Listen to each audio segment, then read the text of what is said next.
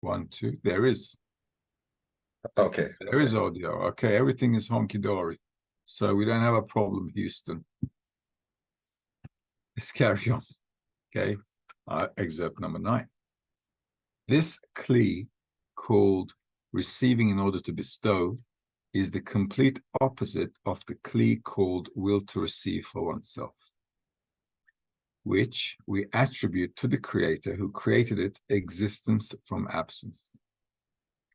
Hence, if we want to work only for the sake of the creator and not for the sake and not for our own sake, it is hard work, since we must first fight against the kli that the creator created. From this work come all the lacks we learn about, such as the departure of the lights, the breaking of the vessels, Kudusha, Tuma, Sitra Achra, and Klipot. Also, all the names we see explained in the Zohar and in books of Kabbalah extend only from the correction of creation. This is so because we attribute the kelim of the correction of creation to the creatures, as it is written in the beginning of Tree of Life, and as he explains in the study of the 10 Sefirot, that the first will to receive, called Malkut, the Ein Sof, said that she does not want to receive in order to receive, but in order to bestow. All right. So let's carry on. Let's go over it one more time. This kli called receiving in order to bestow is the complete opposite of the kli called the will to receive for oneself. As you guys know, right, we're created as a will to receive, and this will never change. We will always be a will to receive. Just depends on how we're going to use it. We're either going to use it to bestow, or we're going to use it to receive for ourselves. Okay, and that's the switch we need to make here. Hence, we want to work only for the sake of the creator, which means we want to do only for bestow. We don't want to receive anything for ourselves, and not for our own sake. And this is hard work. And this is where, more often than not, some people will fall off the bandwagon. Simply because it's hard work, as he says here, right? It's hard work. So when we're trying to work against our nature, this is called hard work, as Rabash writes for us here. Our desire is a will to receive. So whenever we want to do something, we want to make sure we get the benefits of it. We want to make sure we get something in return for everything we've done, or we're doing, or we want to do, and so on. But in spirituality, there's no such thing, because in spirituality, if you're in a lack all the time, it means you're deficient. It means you're further away from perfection. So perfection is a state where actually you don't want anything and need anything. You feel like in this content state where you don't lack anything. And that's called perfection. Okay? From this work come all the lacks we learn about, such as the departure of the lights, the breaking of the vessels, holiness, the other side, the Sitra Achra, the Tuma, and Klipot. Also, all the names we see explained in the Zohar and in the books of Kabbalah extend only from the correction of creation. So the whole wisdom is just about one thing, really, and that's sorting out our desire to receive and fixing it in such a way that we can get it to work as a desire to bestow rather than a desire to receive pleasure for ourselves. All right. This is so because we attribute the kelim, the vessels of the correction of creation, to the creatures, as it is written in the beginning of Tree of Life, and as he explains in the study of the 10 Sefirot, that the first will to receive, called Malkut of Ein Sof, said that she does not want to receive in order to receive, but in order to bestow. All right, that's basically it. So the whole study is going against our nature. But I have to admit here, life can be a bit more easier if you've got good friends around, right? And this is why we study the wisdom of Kabbalah always in a group, because if you've got a good crew, you're likely to have a good sailing trip. And if you've got a bad one, well, it's not going to be that fun. Okay, so it all depends on the environment. So if you build an environment with like-minded people that actually adhere to this higher level of perception or existence, then actually the journey can be rather fun despite its difficulties. And actually difficulties, as we overcome them, bring more pleasure than an easy ride. Okay, because if you've got dramas in life and you overcome them and then you attain something great after that, you're having much more fun and pleasure from just getting it free. As they say, free gift has no value, right? Because you're not likely to know its value. So that's how it is. Let's take a look at excerpt number 10, Rabash article number 2. This is from What is Return, O Israel, unto the Lord your God in the work. The essence of man is the heart. The heart is the vessel that receives the Kedusha from above. It is as we learn about the breaking of the vessels that if the kli is broken, everything you put in it will spill out. Likewise, if the heart is broken, meaning the will to receive controls the heart, abundance cannot enter there because everything that the will to receive receives will go to the kli pot. This is called the breaking of the heart.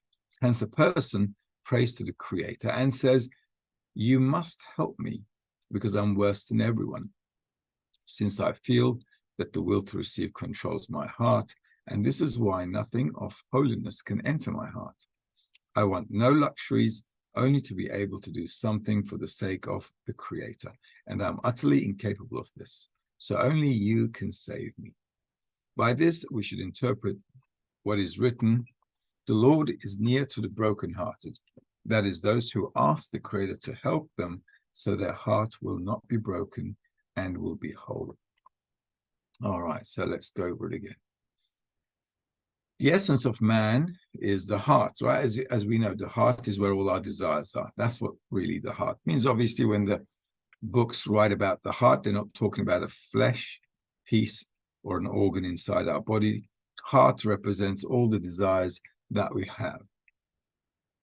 And it is also the vessel that can receive holiness, which is light. It is as we learn about the breaking of the vessels that if the kli is broken, everything you put into it will spill out. So a broken vessel means that our intention is broken. It is not in order to bestow, but to receive for ourselves. And the reason it says whatever you put in will spill out is because there's a principle, right? If I have a desire, the fulfillment will nullify the desire, right? So when the desire and the fulfillment meet, they cancel each other out. So your pleasure is never going to be ongoing. So you want something, you get something, you feel happy, and you're back to square one, -2. Why -2? Because you paid a lot of, you paid with your time or money or effort or your life, right? Try to get something, but the pleasure is fleeting away as soon as you get what you want. Okay, where does that leave you? In -2. You start doing that with everything you want, you're going to end up -3, 4, 5, and there's a big minus account in deficit. Okay, so that's why it says the vessel is broken. Likewise, if the heart is broken, meaning the will to receive controls the heart, abundance cannot enter there because everything that the will to receive receives will go to the kli pot. That's exactly what I mean. Everything you get into your desire to receive, whatever you want, you go and buy it, the pleasure will go away. So it's not ongoing. Why? Because it's entered the evil inclination. It's entered my desire to receive for myself. This is called the breaking of the heart. Hence, the person prays to the Creator and says, "You must help me because I'm worse than everyone, since I feel that the will to receive controls my heart, and this is why nothing of holiness can enter my heart." Okay, so after going through a lot of dramas, one comes to the conclusion that one needs help from the Creator. And this is really important. Also in the wisdom of Kabbalah, it's called a prayer. When a person understands that he or she cannot change their nature and subsequently need to turn to a higher force, to the creator, and want to change and kind of like put forth a desire on the table, wanting to change. And it says, I want no luxuries, only to be able to do something for the sake of the creator. And I'm utterly incapable of this. So only you can save me. So we need to come to this understanding that there is nothing we can change about our own nature. Okay, and this needs to be clear to us. How can that be clear to us? Well, the more I study, the more I work in the wisdom of Kabbalah, the more it's going to be clear for me. Why? Because as we do more practical work, we study more, we learn more, we begin to, as we learn more, we begin to recognize how our nature is acting.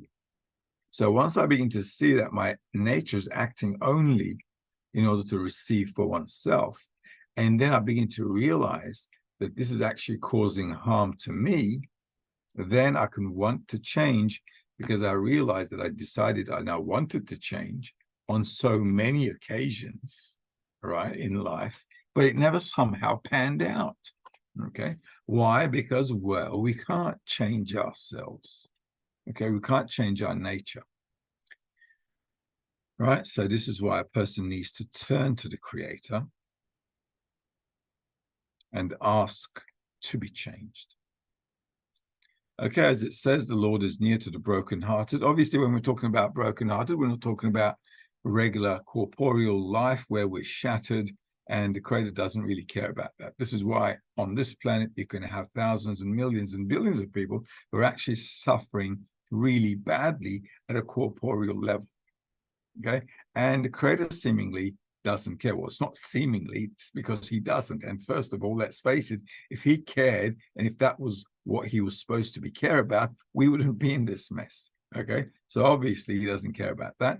So all of the hardships of corporeal life is just in order to bring the person to ask the question, well, why am I living? What's the meaning of my life? What am I supposed to be doing here? Okay, why am I not happy? So that kind of question can only happen if we're going through dramas in life. All right, so there we go. Moving forward to number 11. Okay. The work of Israel. Our sages said, dispersion is good for the wicked and gathering is good for the righteous. This is according to what the Ari said, that in the worlds of igulim, circles, one igul, which is a circle, does not touch another. And there the breaking happened until it was corrected in the world of straightness, Yosher. The meaning of the matter and the allegory is that the mind of the igulim is that it is as one who surrounds and encircles himself and becomes separated from his maker. It seems to him that he will lead himself by his own will. And he is haughty and says, I will rule. And this was the shattering. Likewise, among the wicked, the heart of each one is haughty, saying, I will rule, which is why they're in the world of separation and cannot connect. Like the circles, as we can evidently see, for they cannot sit together.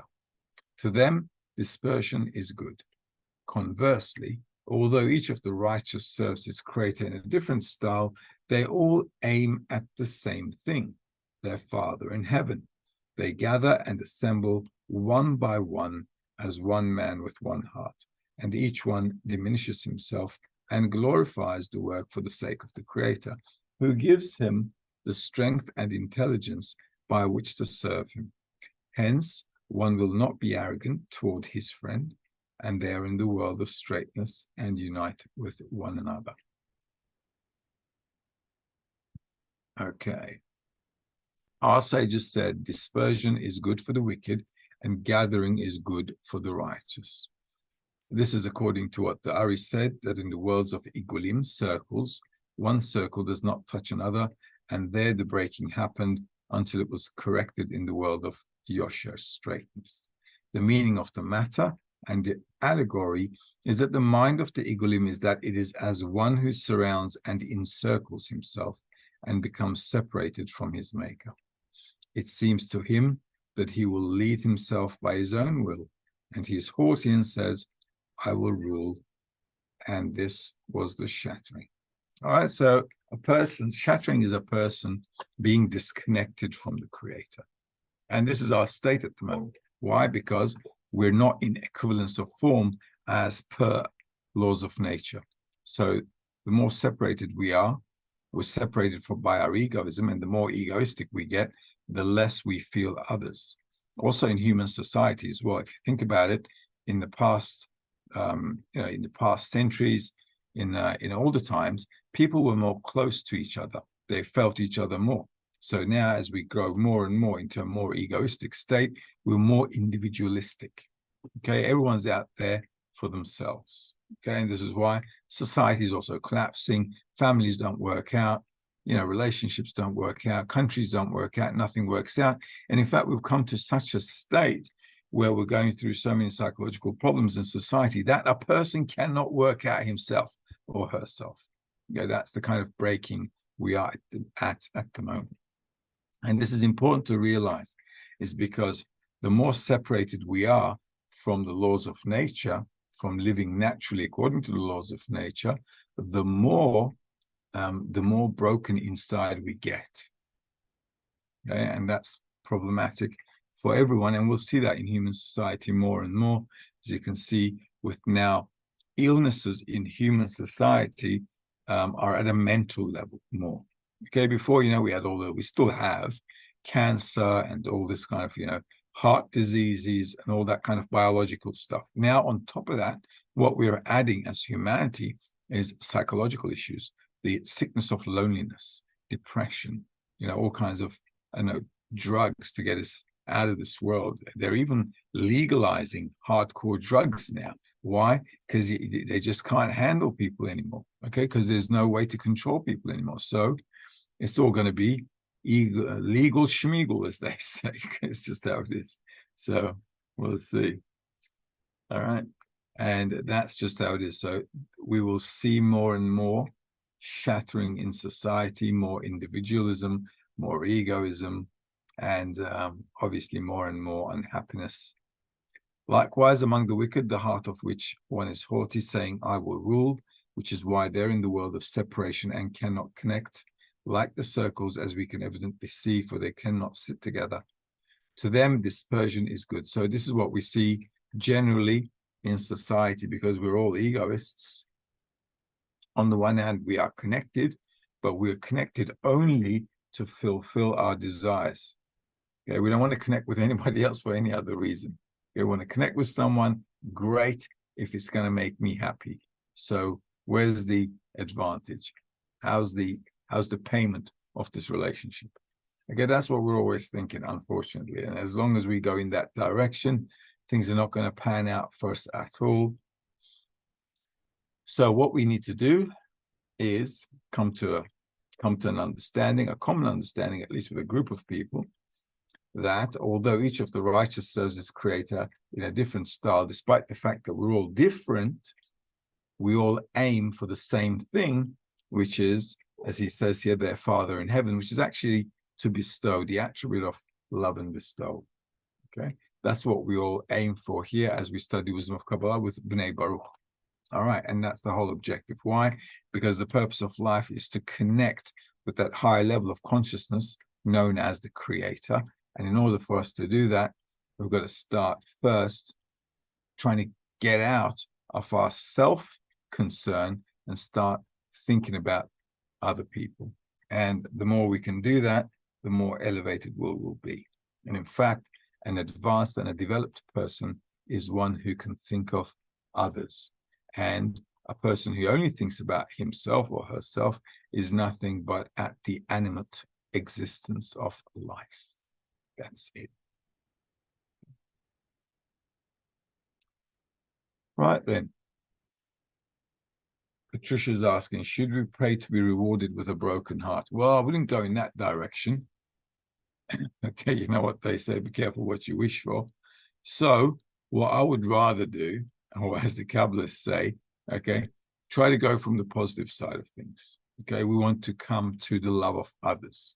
If I want to come to the love of others, then there's the opportunity of me seeing how broken-hearted I am, how I am incapable of loving others.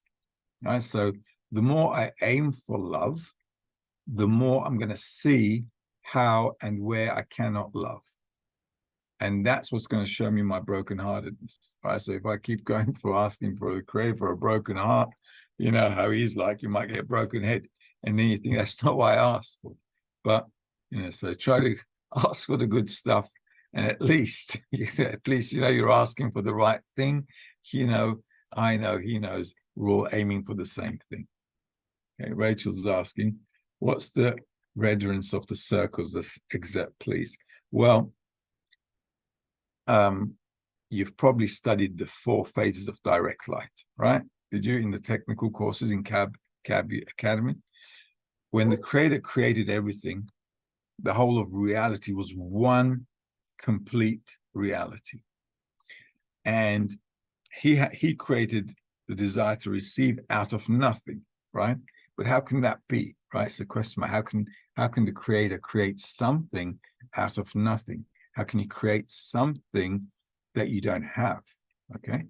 So what the Creator did was, in the center of creation, what was before the desire to receive, he restricted his light. And when he restricted his light, what happened there was a small dot, a small black dot, a zone where there was no light at all. Okay. And then he expanded it. So he grew the vessel, the desire to receive. This is why, on the one hand, the whole of reality is full of light, as we say. Okay, it's full of Creator, right?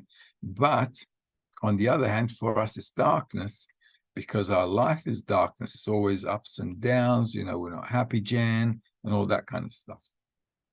So the circles as representing how separated we are from the Creator, how we're all turned into ourselves, how we're just, you know, focused on ourselves, desire to receive for ourselves, for our own pleasure.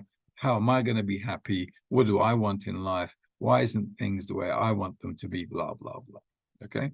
And that inversion or focus on just what we want is called a circle. It's like we've turned our back to the light and we're just focusing on ourselves, on our vessel, on our desire to receive for ourselves. So in order to overcome that, he talks about here as well, being straight, yosher. Okay. So I have to have a point from within that circle which must develop a relationship straight to the Creator. Okay, that's why yosher means straightness, straight. And this is why we have Yashar El, Yisrael, to the Creator, straight to the Creator, right? Okay. How's that going to start? Well, that's also starting with a dot in the heart. So I'm a big will to receive for myself. That makes me a circle, okay? So I'm completely disconnected from the Creator. I'm just me and myself and I, okay? That's me. And then the dot in the heart wants to get out of that state. And from the dot in the heart, I have to build a straight line to the Creator from the center of that circle. Does that make sense? So this is why the dot in the heart is in the heart. The dot in the heart is in the heart, as it says, dot in the heart, right?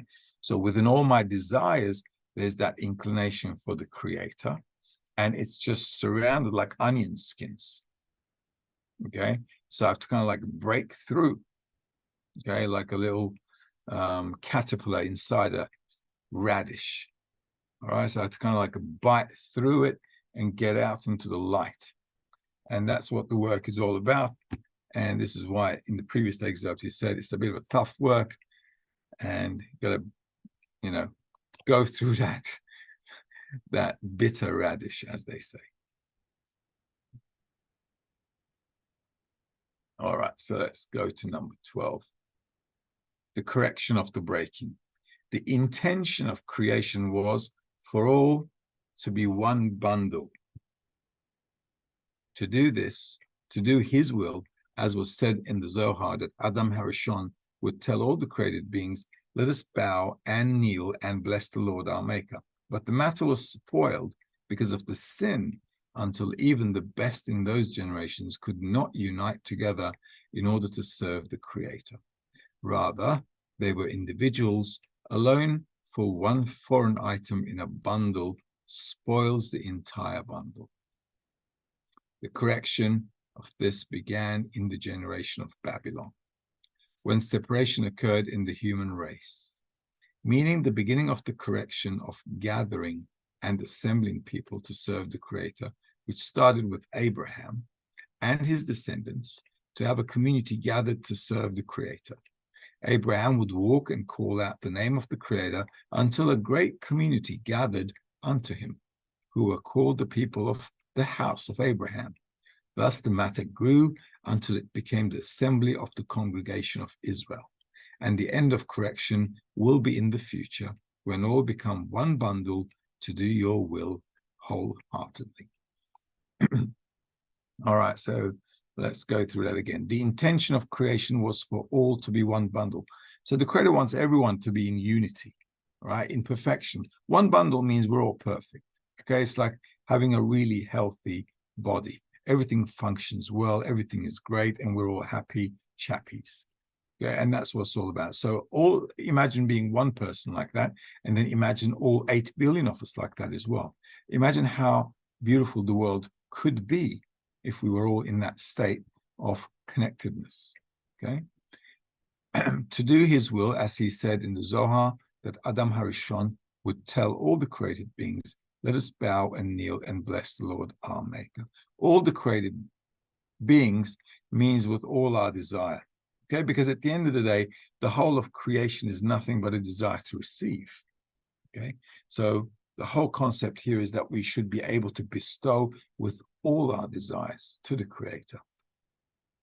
But the matter was spoiled because of the sin, until even the best in those generations could not unite together in order to serve the Creator. Okay, so as our ego grows, our will to receive for ourselves grows, and therefore the Creator is now on the back burner. All right, so we're not really kind of there. Let's get what we want to do first. We'll worry about the Creator later kind of thing. And that's how humanity's been developing for thousands and thousands of years, okay? And that's how we built Babylon in history and all the other civilizations, actually. And then what happened? The correction of this began in the generation of Babylon, when separation occurred in the human race, meaning the beginning of the correction of gathering and assembling people to serve the Creator, which started with Abraham and his descendants to have a community gathered to serve the Creator. So Abraham was pretty much a guy like us in Babylon. Okay, imagine now living in the Western society. You got everything, because Babylon was like, the Paris or the New York of the Middle East. I don't know, Middle East is a mess right now, but in those days, that was the cradle of civilization. Okay, so imagine living in a really hot spot, beautiful, you have everything, but if the dot in the heart has awakened, despite the fact that you have everything and a good life and everything is going nice, you're still questioning why you're living. What's the meaning of life? What's the purpose of life? So despite the fact that Babylon was a great civilization, from those times, people also started to question their lives. And this is what we're doing right now. In the 21st century, we're asking ourselves, why are we living for? What's the point? A few years here, a few years there, we're all dead. So Abraham, having the same kind of thought, gathered the people around them, which is actually just like us, isn't it? They're a group of people who got together thinking, well, what are we going to do with our miserable lives? And we're kind of the same, right? What we're doing with life, we're all getting wasted here, okay? So this is exactly what he was thinking as well. So when they all got together, they worked on their spirituality, and this is how the spiritual group called Israel was born. Now remember, Israel is a spiritual group, so we're not talking about the corporeal people of Israel here. That's just like a symbol of things. We're talking about a person who's got a dot in the heart, who has awakened and who's now directing himself towards attaining the meaning of life, the purpose of life, which is to reach adhesion with the Creator. That's called Yashar El, straight to the Creator. So this could be anyone, you know, from, I don't know, from India to Timbuktu, all right? So whoever is in there has a dot in the heart can then move forward and rise to a next level. And this is also why we have a group of like-minded people, meaning that we all have a dot in the heart with one desire, want to come to the purpose of life. Okay, so our group is also can be called Israel. Okay, why? Because our intention is to achieve this high level of existence straight to the Creator. That's all. So it doesn't matter what your religion is, where you're from, what your ethnicity is. Okay, if you, I don't know, wherever you are, okay, it doesn't matter. China, I don't know, India, Africa, doesn't matter. If you got a dot in the heart and you want to come to the meaning of life, then you have this inclination called Israel in you. And that's what needs to be realized. And this is actually the thing, it's like a fish bone stuck in your throat, okay? It's constantly bugging you, like, why are you living? What's the point? What's the meaning of life? And all that kind of thing. So despite the fact that life might be rather nice and comfy and cozy, if you got a dot in the heart, it'll still take away that taste of life, okay? Because you'll still end up thinking to yourself, what is it all for anyway? Okay? That's how it is. Now then. Okay, so we can read a little bit more. This is excerpt number 13, right? I'm not mistaken. We're on 13. We're on 13. This is from Baal Islam's article, 600,000 souls. There is indeed only one soul in the world, as it's written, and breathed into his nostrils the soul of life.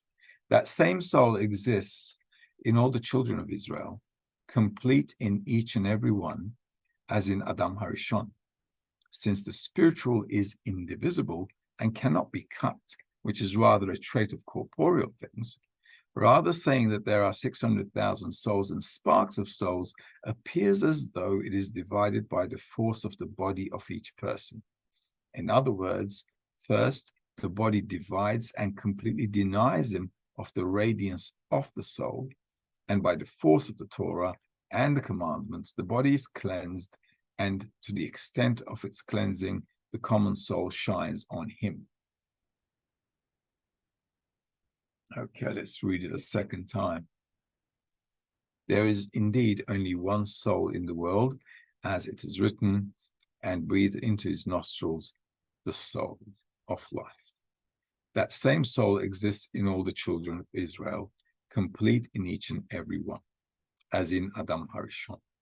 Since the spiritual is indivisible and cannot be cut, which is rather a trait of corporeal things. Rather, saying that there are 600,000 souls and sparks of souls appears as though it is divided by the force of the body of each person. In other words, first, the body divides and completely denies him of the radiance of the soul, and by the force of the Torah and the commandments, the body is cleansed, and to the extent of its cleansing, the common soul shines on him. So all of us are divided by what, just like our faces are different, our inclinations, desires, our thoughts are different, okay? Now, if we were all connected correctly, all of us together would make an amazing jigsaw puzzle that would bring out an amazing picture, all right? However, we're not like that. What we're like, we're all broken. It's like that jigsaw puzzle, okay? We're all broken pieces and completely disconnected. So what we have on the planet is a mess, okay? However, the mess needs to happen because the Creator created everything out of absence, right? Now, we from a bad state need to build the good state. So the chaos is necessary. The evil is necessary, the bad is necessary, but everybody is also necessary to complete the whole thing into perfection. Does that make sense? Okay. This is why we're all different. It's not a wonder, You know, it's, well, it is a wonder, okay, that we are all different, okay? But if you think about it, everybody completes everybody else. So it's actually a miracle. It's like amazing how we can all be different. Imagine all the different plants, the animals, all the different kinds of minerals and rocks and stars and planets. If you think about it, everything is just different. There's no, you know, there are no two planets that are like exactly the same. You know, they're all different. They all got their own character, personality. We all have our own different personality. Every animal, even every, you know, every individual lion, this got their own personality. Every animal has their own personality, despite the fact that they might be living in a group or whatever. So everyone and everything is different, but all of those differences, when they all add bestowal, then everybody's adding their unique point to complete reality.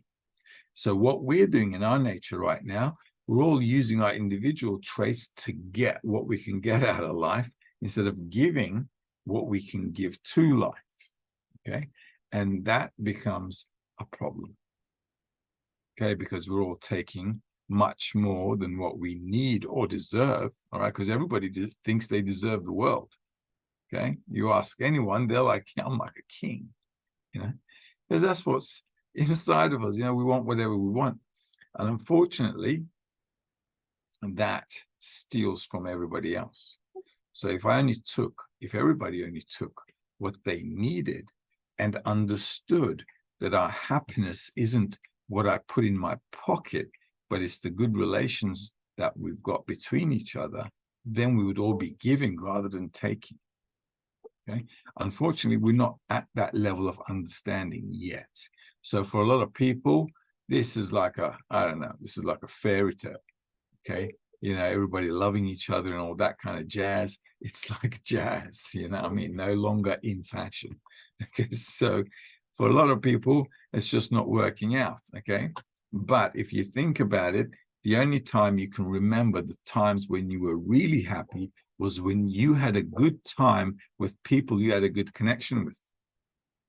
Okay, because you can always talk about that. You can say, oh, I went out with the guys and we had a really good time, blah, blah, blah. Okay, so that you always remember. And that's the whole important thing. Why? Because that relationship, the good relationships inside of us, it like touches us. Also, on the one hand, life gives us the impression that what is important is the good relationships that we have. And what is less important is all the, you know, junk we're chasing, all the plastic we're chasing, you know, those, whatever. All right, so we're going to be focusing on good relations in the wisdom of Kabbalah, making a lot of good friends and loving. And that way, everybody will complete everybody else. And actually, you'll feel that you're in a very balanced state. And I think this is one of the really amazing things about what the wisdom of Kabbalah really gives to a person.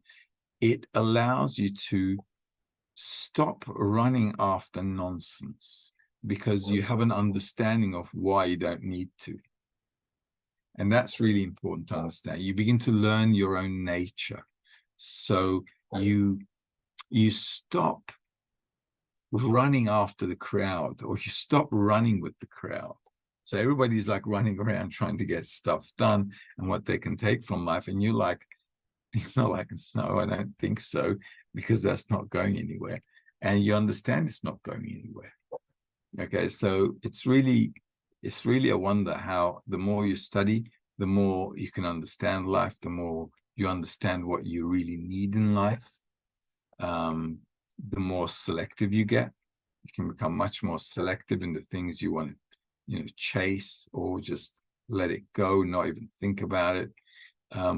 You become much more serene in the sense that you can let go of things without feeling bad about it. You're just like happy to let go of a bunch of stuff, kind of like start life every day with a fresh slate, and it doesn't really bother you. And you get this additional confidence because intentionally and knowingly, consciously, you're kind of like beginning to limit your corporeality voluntarily as well, because you begin to understand that chasing more things is actually draining you. right? And it's causing all kinds of panic attacks in you when you start to chase stuff. So you begin to kind of like lay back, more relaxed, and you have a different perspective in life the more you study the wisdom of the Kabbalah. So it really has this interesting impact on it, I think, on all our lives when we just, you know, learn to sit back and become more laid back and say, hey, life, you take care of business for a change. Okay. And that's like kind of like good to kind of observe as well, because you can kind of feel this force that actually runs and governs life, and you're just in the middle of it and you're just flowing with it. It doesn't make you passive or anything. You're actually rather active, but you're more active in your observation, understanding, and you begin to see things from before, and you can just calculate better, anticipate better, and you can just flow with life better. You begin to understand that life doesn't bring disappointments. It brings a teaching, you know. It begins to kind of mature you, grow you, and then you begin to feel that this life is really surrounding you like a warm, I don't know, like a warm bear hug kind of thing. All right. And then that's it. And then you're just kind of like flowing in it with some serenity and a better perspective on everything in life. There you go. And that's about it for today. So next week and the week after, we'll prepare for the Congress. All right, so make sure you get the excerpts for the Congress material. And then we're all flying anyway. We're all flying down there, aren't we? Yeah, we're all flying. See you guys there as well. And we'll have another Congress as usual. In the interim, have a good one. And we'll see each other next week. All the best. Bye-bye.